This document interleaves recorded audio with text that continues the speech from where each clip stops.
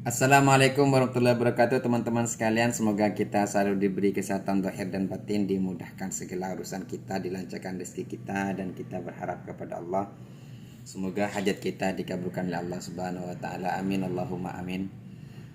Ada video yang menarik teman-teman dari kajiannya Gus Aziz Jazuli, di mana beliau tadi pagi menjelaskan tentang syuhra wal istifadah. Jadi kriteria syuhra wal istifadah itu seperti apa, dan juga mulai kapan dianggap syuhra wal istifadah, dan di mana dianggap syuhra wal istifadah, dan syuhra wal istifadah itu apakah hanya di tempat dia hijrah saja atau hanya di sebelumnya dia hijrah gitu. Jadi mengenai syuhra wal istifadah ini sangat menarik karena ternyata tidak seperti yang kita bayangkan mengenai syuhra wal istifadah itu. Yang penting terkenal, yang penting orang-orang sudah banyak tahu. Nggak seperti itu ternyata. Nah, lebih singkatnya teman-teman ya, kalian simak langsung video berikut ini mengenai tentang syuhra wal istifadah dan apakah keluarga Ba'alawi sudah dianggap syuhra wal istifadah menurut Gus Aziz Jazuli.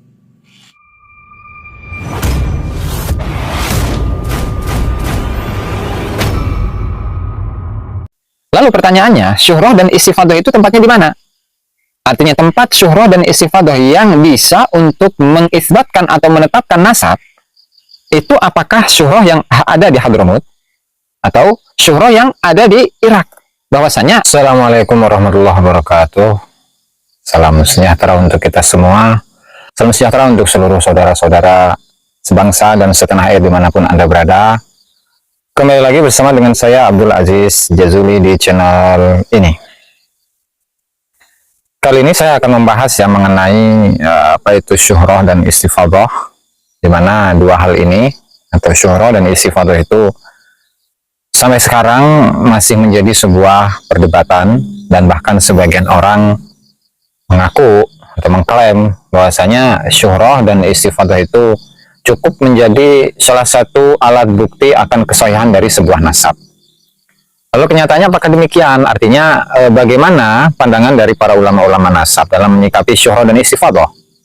Apakah seluruh syuhra dan istifadah, meskipun istifadahnya baru, akan diakui oleh para ulama, dan kesyuhrahan dan istifadahnya itu pun bisa menjadi satu alat bukti akan kesahihan dari sebuah nasab?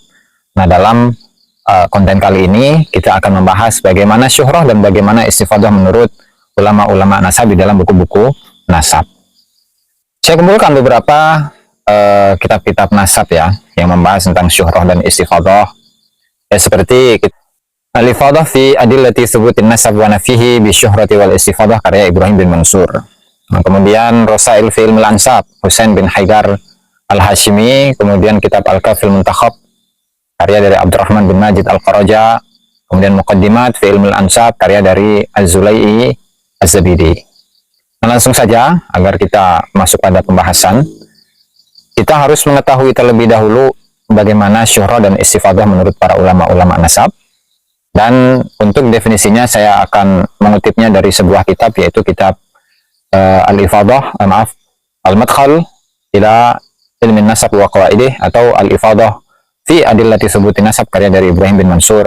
Nah, silahkan buka di halaman 34 ketika beliau membahas tentang definisi asy-syuhrah wal istifadah. Apa itu syuhrah? Asy-syuhratu ta'ni dhuhura syai' wa intisyarahu wa wuduhah. Maksud dari syuhrah itu adalah munculnya sesuatu, tersebarnya, dan kejelasan dari sesuatu itu. Rajulun syahirun wa masyhur, wa rajulun syahirun wa masyhur, dan seorang laki-laki yang terkenal ya, yang masyhur, artinya adalah ma'ruful makani mazkurun, tempatnya dikenal dan disebut. Lalu bagaimana gambaran dari syuhrah di dalam nasab? Nah, di sini juga disebutkan di dalam kitab yang sama ya. Wa mithalu syuhrati fi nasab an yakuna li fulan ibni fulan syuhratun fi hayyin wahid bi Makkah annahu qurasyiyun wa la ta'rifuhu baqiyatu ahya'i Makkah. Fa hadha nasab fahadan nasabu lahu syuhratun wa laysa lahu istifadatun. Nah, contoh dari syuhrah di dalam nasab seperti ketika terkenalnya bahwa fulan itu anaknya fulan dalam satu kampung di Mekah, bahwa dia ini adalah seorang yang memiliki nasab Quraisy.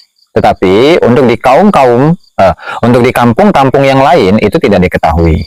Nah, maka nasab ini memiliki syuhrah tetapi dia tidak memiliki istifadah. Memiliki keterkenalan tapi terkenalnya nasab ini itu tidak menyebar. Dan nanti akan kita jelaskan ya. Kita akan uraikan bagaimana istifadah itu. Lanjut pada halaman berikutnya, amal istifadah itu dan adapun istifadah. Jadi kalau istifadah itu menjadi meluap, kalau arti dari bahasa ya, dan di sini dijelaskan nanti ya. Fahiyya masdaru istifadah. Istifadah itu adalah masdar dari kata istifadah. Yuqalu dikatakan istifadah hadis wal khabaru. Hadis dan khabar itu meluap.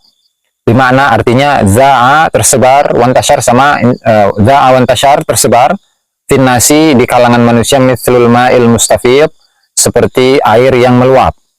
Ma'khudun min faidil ma'i li kasratihi, itu diambil dari luapan air lantaran banyaknya air.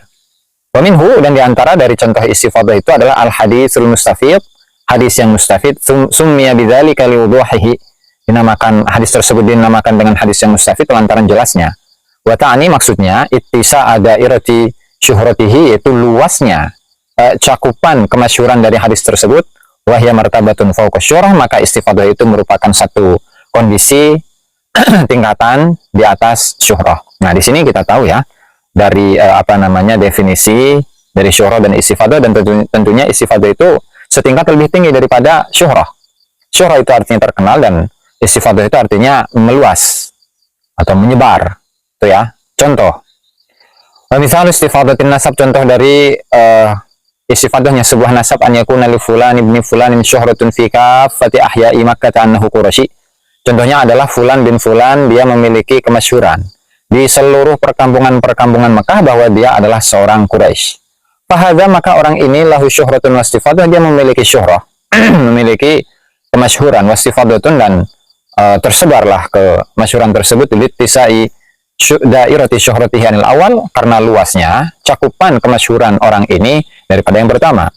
Maka fal awalu, yang pertama, lahu syuhratun fi hayyin, dia memiliki kemasyhuran dalam satu kampung, wahidin, dalam satu kampung, di Makkah, di Mekah. Wasani, adapun contoh yang kedua itu lahu syuhratun fi kulli ahya'i Makkah, itu memiliki kemasyhuran di seluruh perkampungan-perkampungan Mekah. Nah, dari sini bisa kita pahami ya bahwasanya memang antara syuhrah dan istifadah itu ada perbedaan. Bahwa syuhrah itu hanya sekedar terkenal, dan cakupan dari terkenalnya orang ini atau nasab ini itu hanya mencakup sebagian tempat saja. Tapi kalau sudah masyhurun mustafid, sudah ada syuhrah dan sudah ada istifadah, maka itu akan mencakup seluruh bagian atau daerah tersebut. Ya, misalkan seperti Mekah tadi ya. Jadi seseorang yang sudah nasabnya itu mencapai syuhrah dan istifadah, kalau dalam contoh, berarti nasabnya itu sudah dikenal oleh seluruh penduduk-penduduk yang ada di kampung-kampung Mekah. Gitu. Sementara kalau hanya masyhur saja tanpa ada istifadah, dia hanya terbatas pada satu kampung di Mekah. Ya, meskipun sudah ada yang kenal dalam satu kampung gitu. Nah, ini adalah definisi dan sekaligus contoh yang disebutkan oleh Ibrahim bin Mansur. Ibrahim bin Mansur di dalam kitab Al-Ifadah fi adillati thubutin nasabi wa nafih bisyuhrati wal istifadah. Nah, kemudian ada pandangan dari Ibrahim bin Mansur mengenai syuhrah dan istifadah dalam sebagai alat bukti di dalam pengisbatan nasab ya. Dan ini bisa Anda buka di dalam kitab itu. Kan di sini Ibrahim bin Mansur itu mengatakan bahwa hukum asal dalam pengisbatan nasab itu yang hanya syuhrah dan istifadah.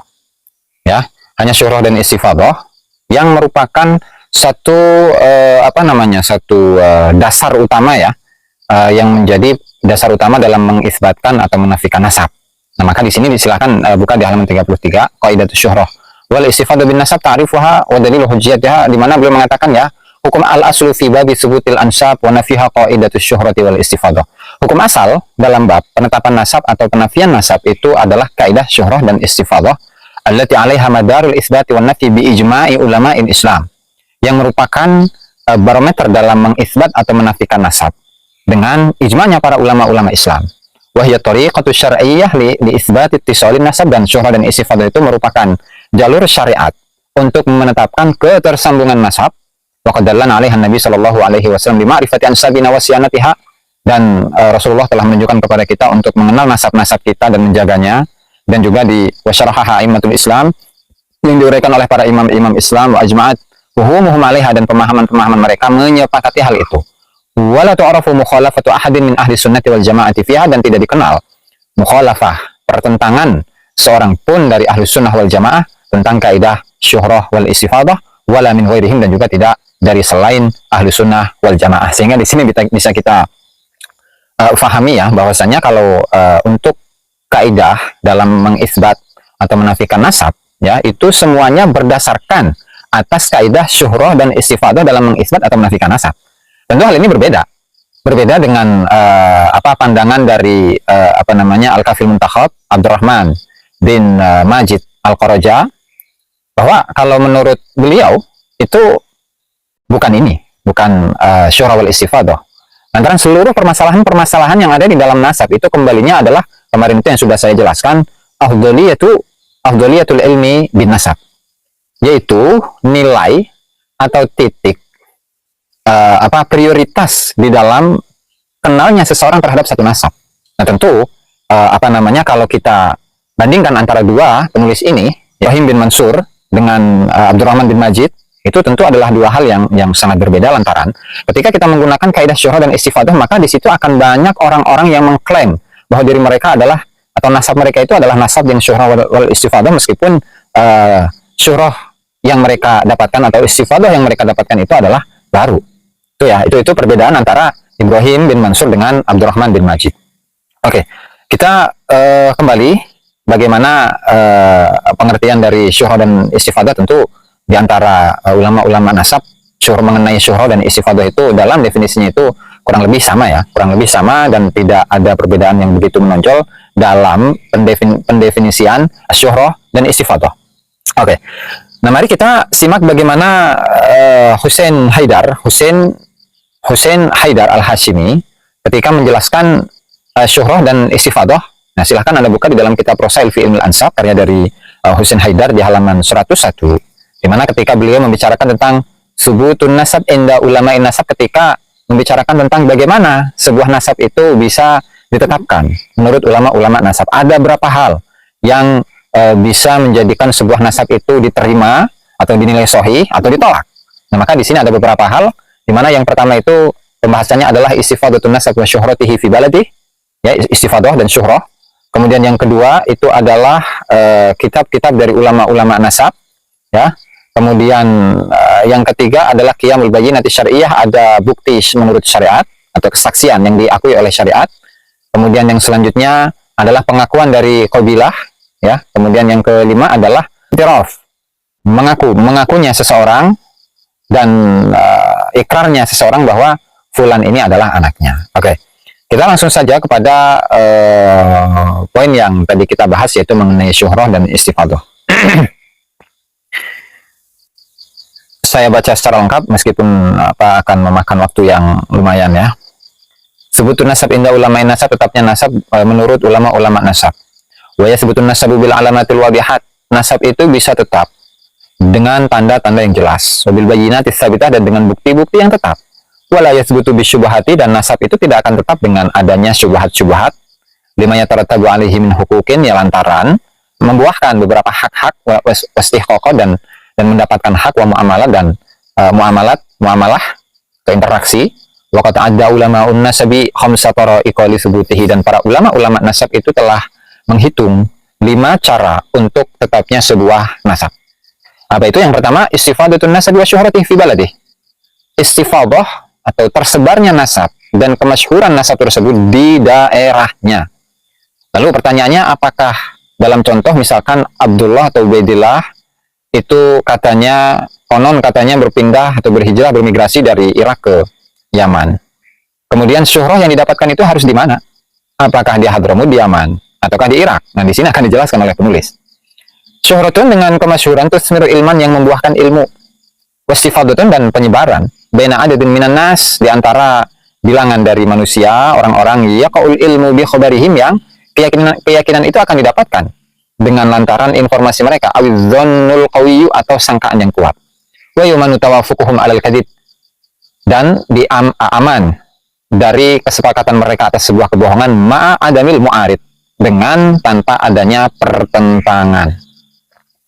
Artinya dari definisi istifadah dan syuhroh, di mana dalam syuhroh dan istifadah itu tentu informasinya akan muncul, akan timbul dari segolongan atau sekelompok orang yang sekiranya informasi yang didapatkan dari mereka itu bisa membuahkan sebuah keyakinan, ya, atau sangkaan yang kuat. Dan tentunya dengan catatan tidak ada yang menentang istifadah dan syuhroh tersebut, ya kan? Kita lanjut. Wal istifadatu ta'anit tasamu'a, dan istifadah maksudnya adalah tasamu, diperdengarkan. Wah ya min adharil bayinah, dan istifadah itu adalah paling jelasnya bukti-bukti. Wa tatawaffaru ad-dawa'i ila nakliha, dan ada banyak motif untuk memindahkan keistifadahan tersebut. Wa innama khussuha bitasamu, para ulama mengkhususkan istifadah itu dengan terdengar, di annan nasaba amrun la madkhala lirru'yati fihi, karena nasab itu adalah satu perkara yang tidak mungkin bisa dilihat oleh orang lain. Kemudian ada sebuah catatan yang disampaikan oleh Husin Haidar ini, ya, masih dalam halaman yang sama, yaitu hal yang perlu diperhatikan. Apakah syuhroh dan istifadah itu berlaku di tempat di mana seseorang itu berpindah atau bermigrasi pada satu tempat? Artinya, apakah syuhroh itu berada pada tempat yang baru, atau syuhroh itu harus berada pada tempat asalnya? Itu. Yang di sini akan dijawab oleh penulis. Wa yajibu tanabbuhu ila annal istifadata yajibu an takuna fi baldatihi aw qabilatihi.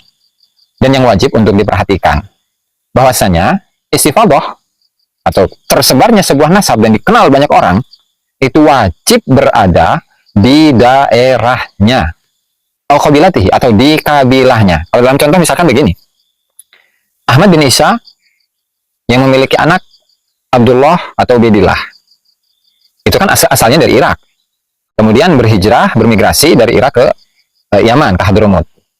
Lalu pertanyaannya, syuhroh dan istifadah itu tempatnya di mana? Artinya tempat syuhroh dan istifadah yang bisa untuk mengisbatkan atau menetapkan nasab, itu apakah syuhroh yang ada di Hadramut atau syuhroh yang ada di Irak? Bahwasanya Ahmad bin Isa ini adalah seorang syarif, seorang sayyid. Bahwasanya Ubaidillah ini adalah benar-benar anak dari Ahmad bin Isa di Irak atau di Yaman. Kita lanjut. Maka wajib untuk berada di daerahnya atau kabilahnya. Jadi kabilah yang ada di Irak itu harus tahu, ya, harus tersebar di kalangan mereka bahwa Ahmad bin Isa adalah bagian dari mereka, atau Ubaidillah itu adalah memang bagian dari mereka. La tilkal maz'umatu, bukan di daerah yang diaku-aku, wallati takunu fi mahjarihi, atau yang berada di tempat hijrahnya. Artinya apa? Artinya syuhroh dan istifadah itu harus ada di tempat asalnya, bukan di tempat hijrahnya. Nah, sehingga misalkan ketika Ubaidillah ini memiliki syuhroh, tetapi syuhrohnya di Irak tidak dikenal, kemudian hanya dikenal di Hadramut, hanya dikenal di Yaman, apakah ini masuk dalam kategori syuhroh dan istifadah di kalangan ulama ahli nasab? Tidak, ya. Baldatan am qabilatan. Jadi kemasyhuran itu baik yang ada di daerah, berarti asalnya Irak, atau qabilahnya misalkan Ali Al-Uraidi. Itu. Jadi kalau syuhroh dan istifadah adanya di Hadramut, adanya di Yaman, tetapi untuk di Irak tidak ada, maka tidak bisa ini bisa menjadi sebuah bukti akan kesahihan dari nasabnya Ubaidillah. Gitu, Bro. Nah, di sini atau an yafta'ila syuhrata syakhsun. Jadi ini mana tadi?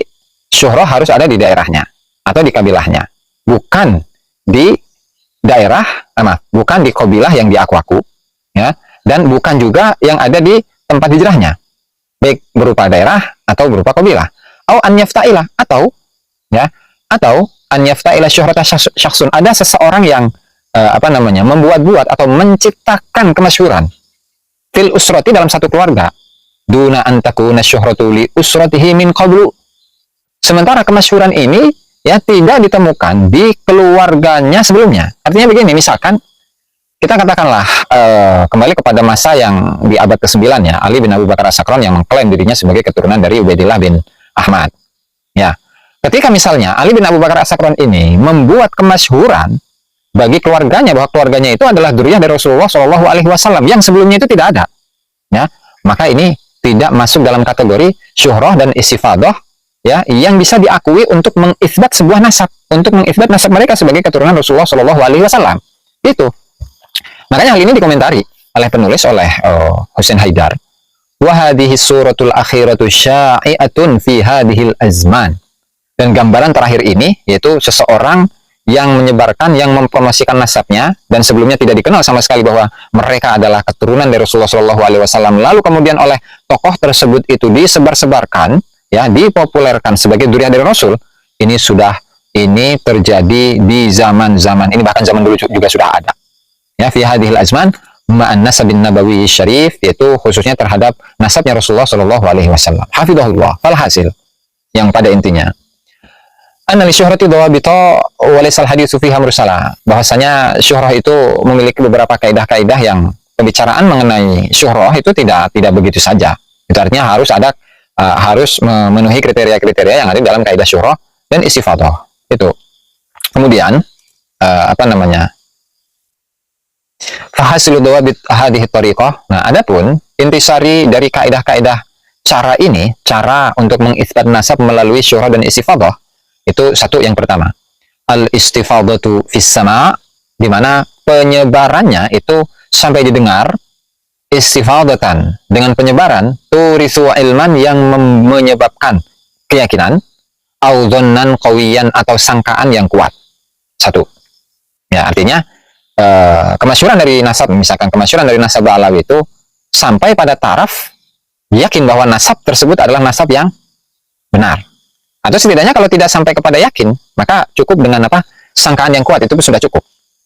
Kedua, intifa'ul mu'aradati fil umumi wal khusus. Tidak adanya pertentangan fil umum, di kalangan umum, artinya di eksternal, ya, wal khusus, atau di kalangan orang khusus. Au fil wathaiqil bayyinat, atau di dalam data-data yang jelas. Atau di dalam data-data yang jelas. Artinya begini, jika memang nasab dari Ba'alawi itu sudah mencapai syuhrah dan istifadah tadi, kemudian menyebabkan atau sampai pada taraf yakin, atau sampai pada taraf sangkaan yang kuat, tetapi ditentang, ya, oleh al-umum. Nanti akan dijelaskan oleh siapa penulisnya, ya, di catatan kaki yang nanti saya akan jelaskan juga.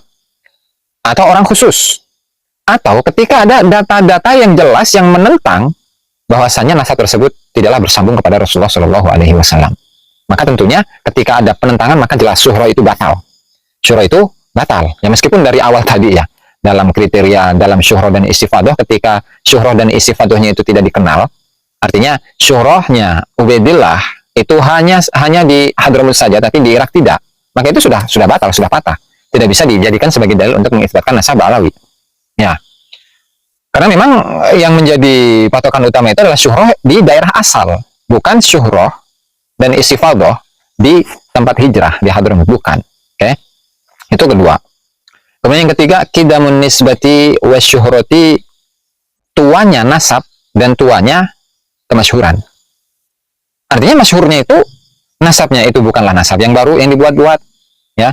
Kemudian kemasyhurannya, keistifadahannya itu pun juga bukan baru, ya. Sehingga ketika kemasyhuran dari nasab Ba'alawi yang pada awalnya Ubaidillah ini sudah mendapatkan kesaksian dari 600 orang, ya, saksi, tapi meskipun tidak bisa dibuktikan, gitu kan.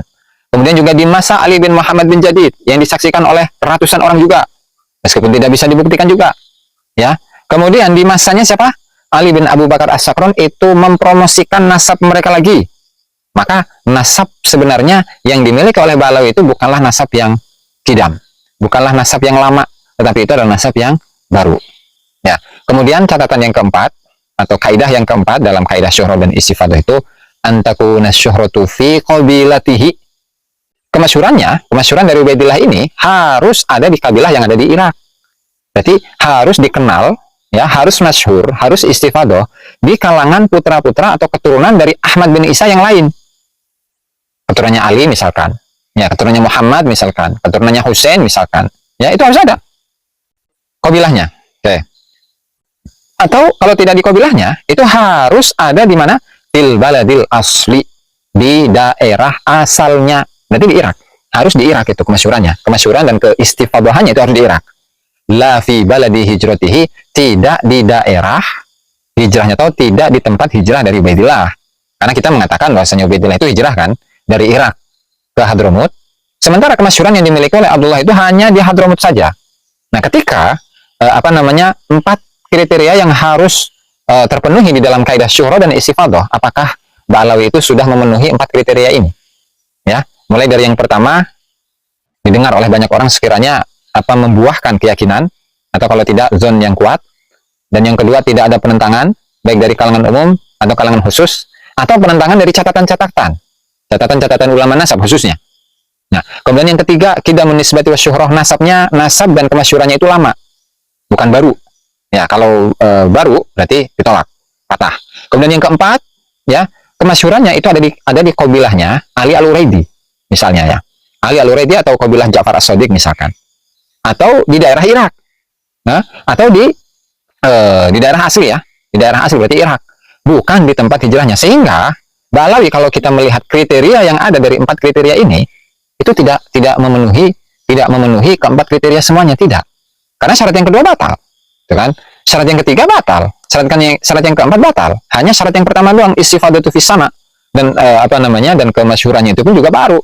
Itu artinya jika ada orang yang mengatakan bahwa nasab Ba'alawi itu sudah memenuhi kriteria lantaran sudah syuhrah dan sudah istifadhah, maka sesuai dengan isi dari kitab Rasail fi Ilmil Ansab karya dari Husain Haidar Al-Hashimi, maka nasabnya Ba'alawi tidak memenuhi kriteria dari syuhrah dan istifadhah. Dan kemarin juga sudah kita ulas, ya, dan sudah kita kaji bahwa memang pertama kali yang menyebutkan bahwa atau mencangkok nasab yang pertama kali itu adalah Ali bin Abu Bakar As-Sakron. Yang awalnya yaitu hanya sekedar asumsi, ternyata hal tersebut dituliskan oleh muridnya Habib Abdullah bin Alwi Al-Haddad, yaitu Ahmad bin Abdul Karim Al-Hasawi. Ya. Dan di situ sudah jelas bahwasanya yang pertama kali menulisnya adalah Ali bin Abu Bakar As-Sakron. Sehingga kalau dikaitkan dengan syuhrah dan istifadhah, berarti syuhrah dan istifadhahnya itu adalah 550 tahun setelah kewafatan dari Ahmad bin Isa. Dan tentu ini ditolak dong. Berarti nasabnya itu bukan nasab yang baru. Berarti qidamun nisbati wasyuhrah itu sudah patah. Ya, meskipun siapa Ibrahim bin Mansur itu menurut saya terlalu tasahul, ya. Terlalu tasahul, terlalu memudahkan untuk menerima sebuah informasi syuhrah dan istifadhah. Kenapa seperti itu? Ya karena tidak semua syuhrah dan istifadhah itu bisa diterima. Karena syuhrah dan istifadhah ada yang diterima dan ada yang ditolak. Kalau diterima itu harus memenuhi 4 kriteria ini. Kalau yang ditolak berarti 4 kriteria ini tidak ada. Nah, lalu bagaimana gambaran dari al-mu'aradah fil umum, ya kan? Maka di sini Husain Haidar Al-Hashimi memberikan catatan atas syarat yang kedua tadi, ya. Di mana adamu atau intifa'ul mu'aradati fil umum di sini dijelaskan. Maksud dari al-mu'aradah fil umum itu bagaimana? Artinya adalah wahyal mu'aradatul lati takunu min ashabin nasabil asli, yaitu penentangan yang berasal dari orang-orang yang memiliki nasab yang asli.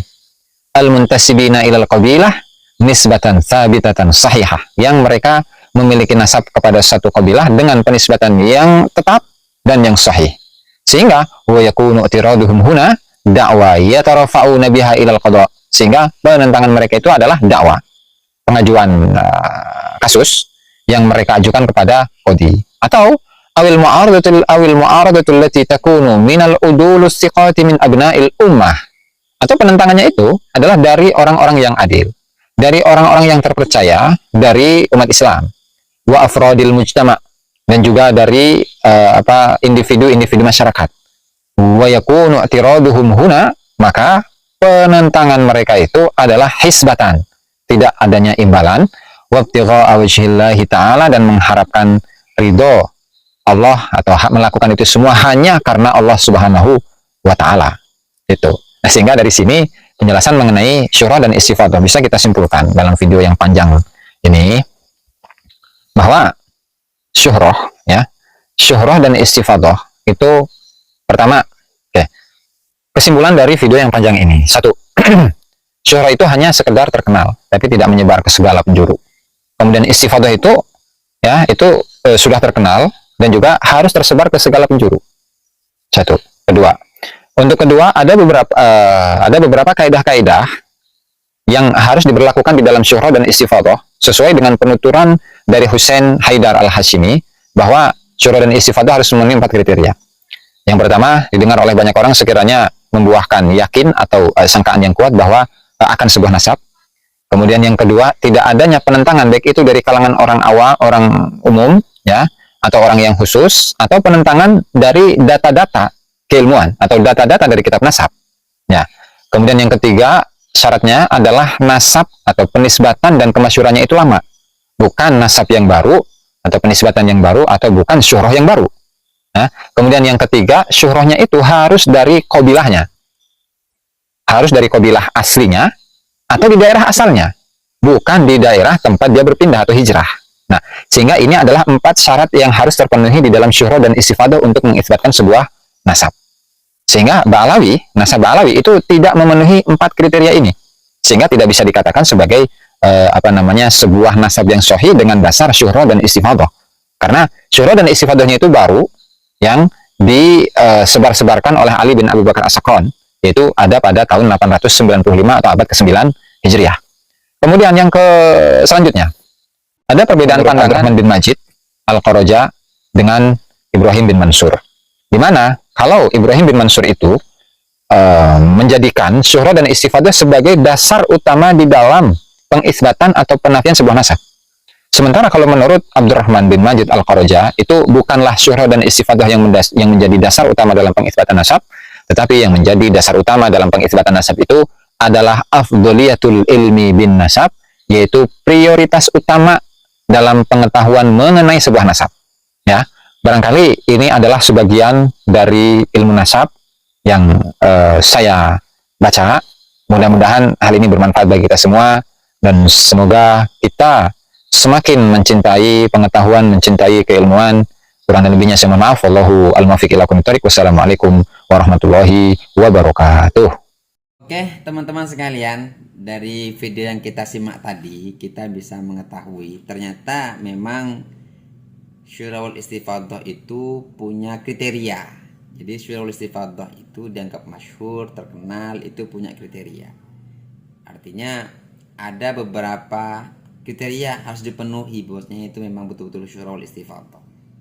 Ya, sebagaimana tadi yang kita simak dari penjelasan Gus Aziz Jazuli mengenai syuhra wal istifadah itu, ya terkenalnya di daerahnya, bukan di daerah tempat dia hijrah. Artinya, dan terkenalnya itu harus sudah lama, bukan terkenalnya baru gitu. Dan juga